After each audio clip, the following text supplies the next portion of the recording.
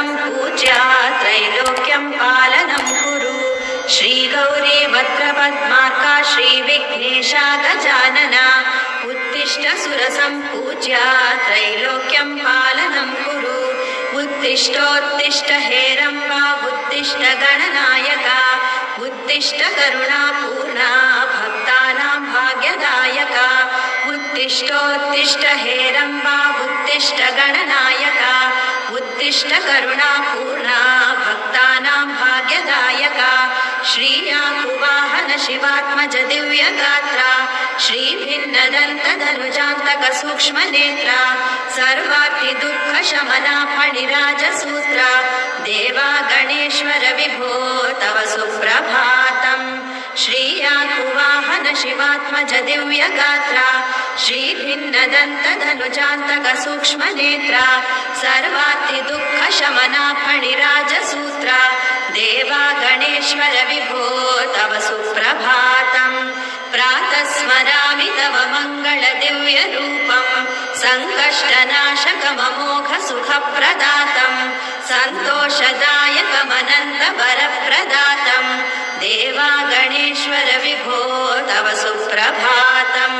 प्रातर्वदामि तव पावन नाम मन्त्रम् प्रत्यूहनाशकमगण्य शुभप्रदातम् काम्यार्थदं सकलसिद्धिकरं महन्तम् देवा गणेश्वर विभो तव सुप्रभातम्।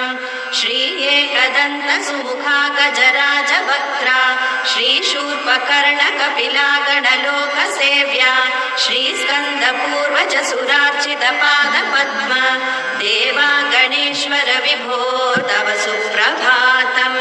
श्री एकदन्त सुमुखा गजराजवक्त्रा श्रीशूर्पकर्ण कपिला गणलोकसेव्या श्रीस्कन्दपूर्वज सुरार्चित पादपद्म देवा गणेश्वर विभो तव सुप्रभातम्। दुर्वार दुःख शमना जय धूम्रवर्णा सर्वाघ्रदूर गुणबन्धुर शूर्पकर्णा स्वामी कुमार गुरवे दीक्षणा प्रवीणा देवा गणेश्वर विभो तव सुप्रभातम्। दूर्वाङ्कुरार्चन प्रिया भवभीति दूरा सर्वागमादिविनुता समरैकशूरा पर्वेन्दु गर्वहरणा गिरिजा कुमारा देवा गणेश्वर विभो तव सुप्रभातम्।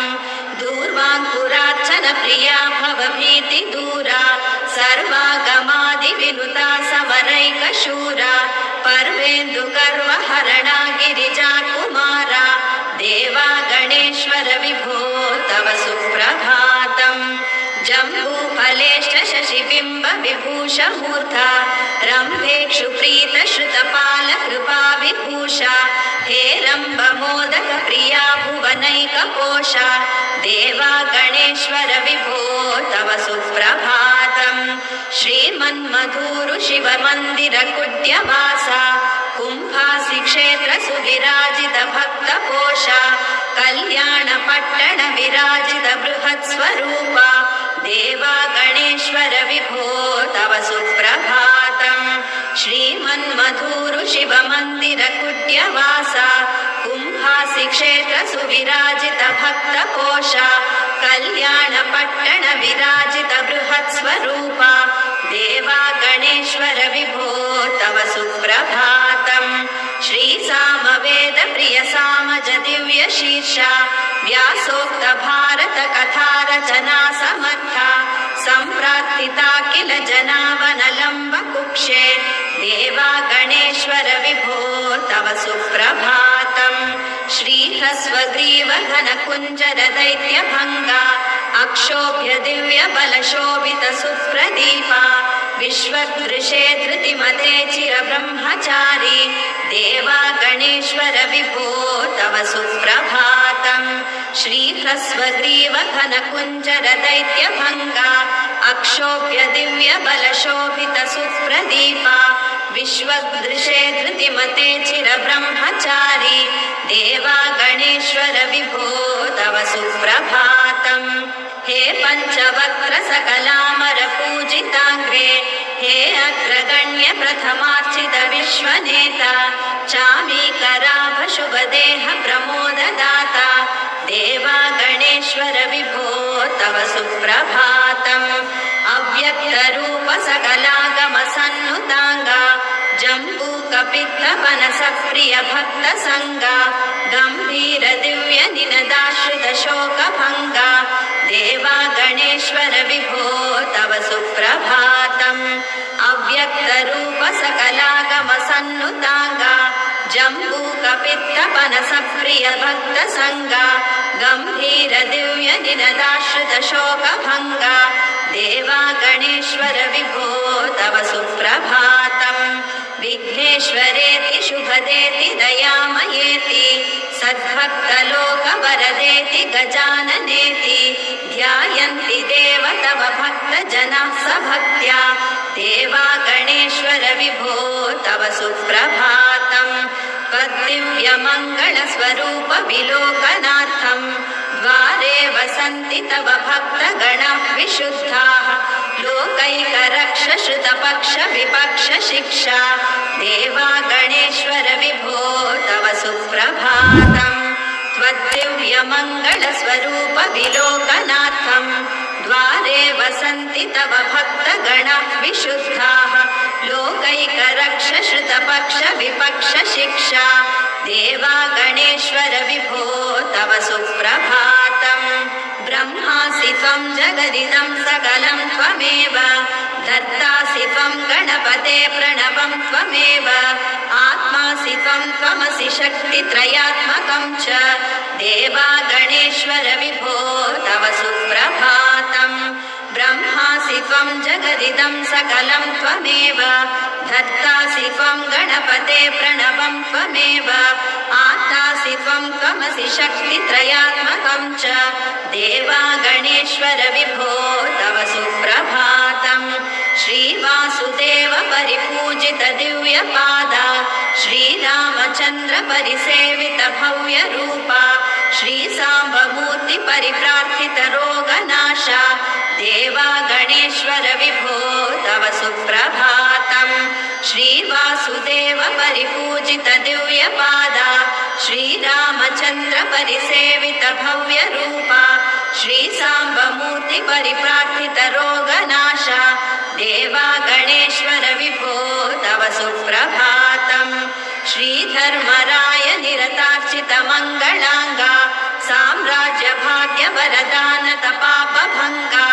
विद्या गणेश परिपोषित भक्त संगा देवा गणेश्वर विभो तव सुप्रभातम् द्वैमातुरा जय मदोत्कट प्राज्ञ रूपा विघ्नान्तका विजयकारक विश्ववन्द्या वन्दे पुराण पुरुषा भव दुःखनाशा देवा गणेश्वर विभो तव सुप्रभातम् द्वैमातुरा जय मदोत्कट प्राज्ञ रूपा विघ्नान्तका विजयकारक विश्ववन्द्या वन्दे पुराण पुरुषा भव दुःखनाशा देवा गणेश्वर विभो तव सुप्रभातम् श्रीभूमिराप गगनाग्नि समीर रूपा गंगा सुता परम पावन विष्णु प्रीता विश्वावना विमल भाव विघातनाशा देवा गणेश्वर विभो तव सुप्रभातम्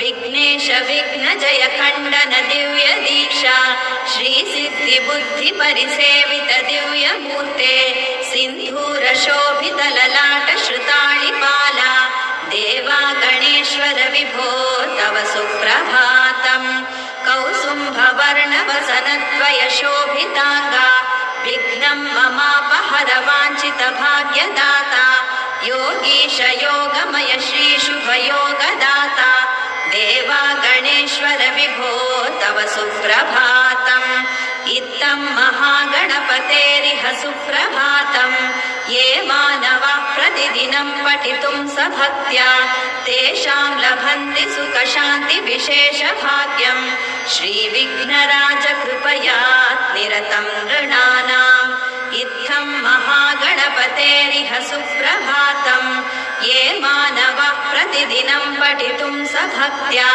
तेषां लभन्ति सुख शान्ति विशेष भाग्यं श्रीविघ्नराज कृपयात् निरतं नृणानाम्। नगराज सुतात्मजनागमुखा शुभदायक देवगण प्रमुखा वरमूषक वाहन भक्त सखा वरसिद्धि विनायक पालय माम्। नगराज सुतात्मजनागमुखा शुभदायक देवगण प्रमुखा वरमूषक वाहन भक्त सखा वरसिद्धि विनायक पालय माम्।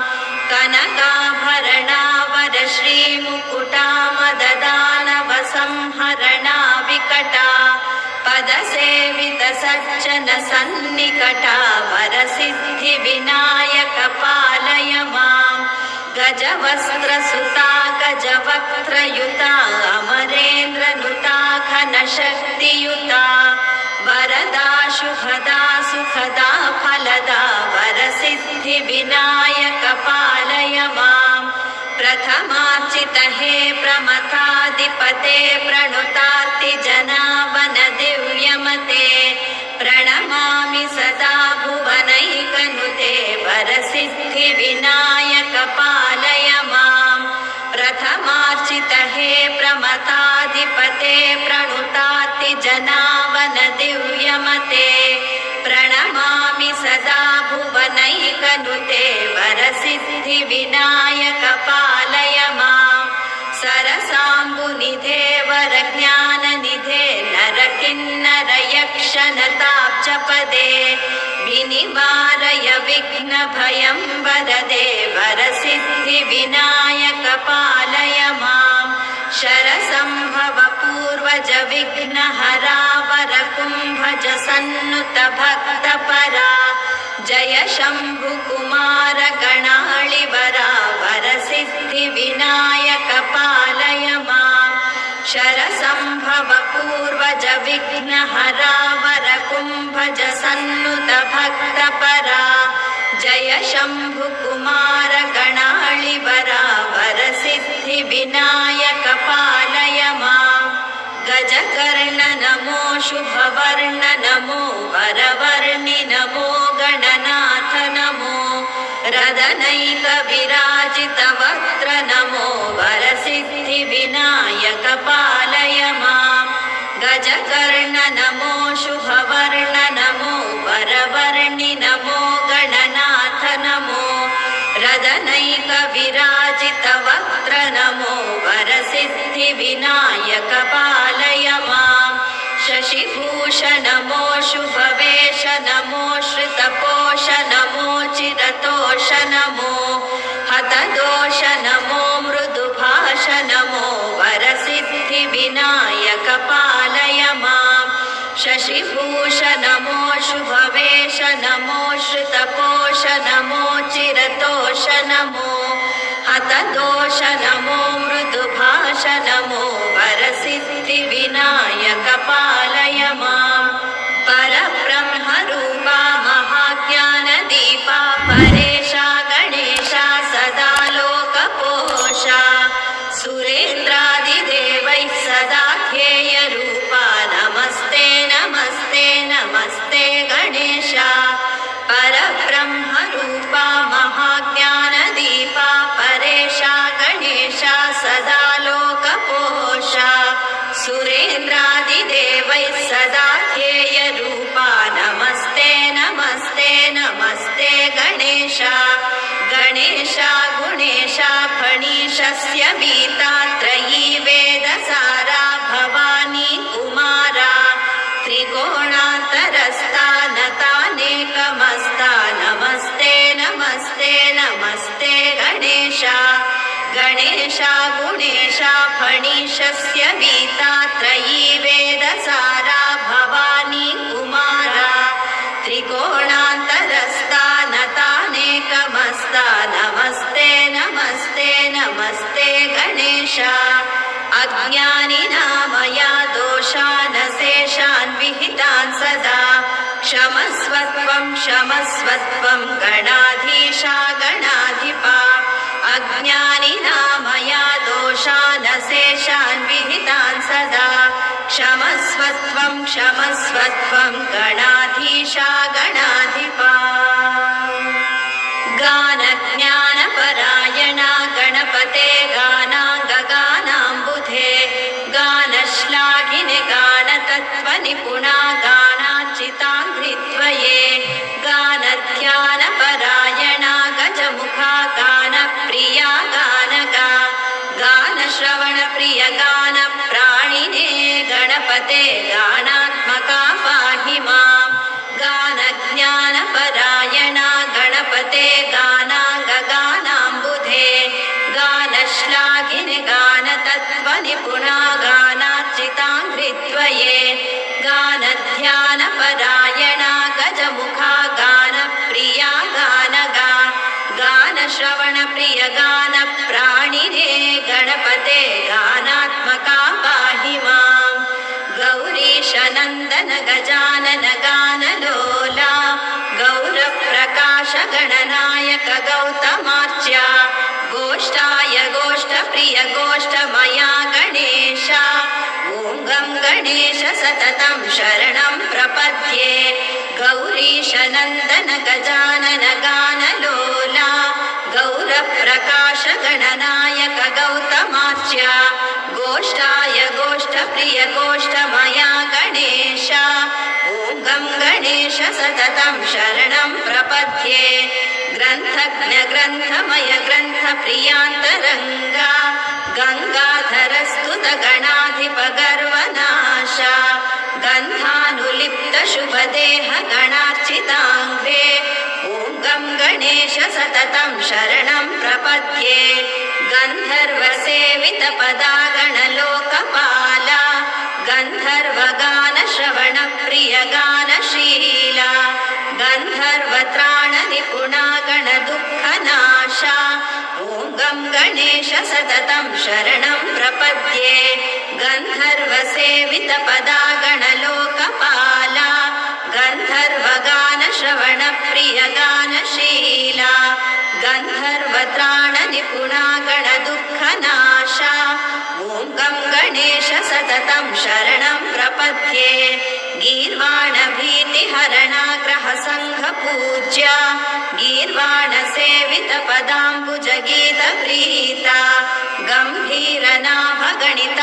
गम्भीरनाभगणितागमवेद्यरूपा ॐ गं गणेश सततं शरणं प्रपद्ये गौणावतार गुणचक्रचरा गणेशा गीतार्थज्ञानमय गन्तार्थस्वरूपा गम्भीरनाद गजदन्त गजासुरघ्ना ॐ गं गणेश सततं शरणं प्रपद्ये गौणावतार गुणचक्रचरा गणेशा गीतार्थज्ञानमय ग्रन्थार्थस्वरूपा गम्भीरनाद गजदन्त गजासुरघ्ना ॐ गं गणेश सततं शरणं प्रपद्ये गौरीतनूभव गणहित गणसेव्यपादा गोत्रार्तिनाश गुणभूष गजदन्त शस्त्रा गङ्गानदीतट विहार गणैकराजा ॐ गं गणेश सततं शरणं प्रपद्ये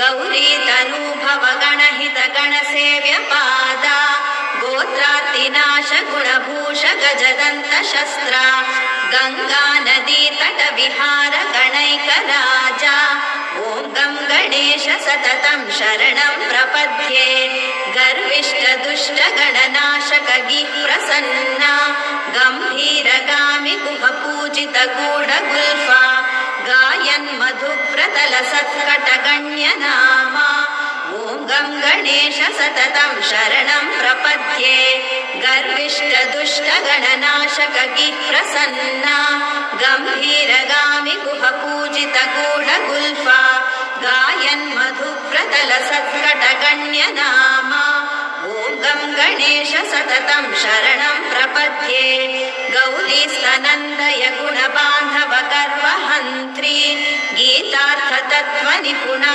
गुरुपूजिताङ्घ्रे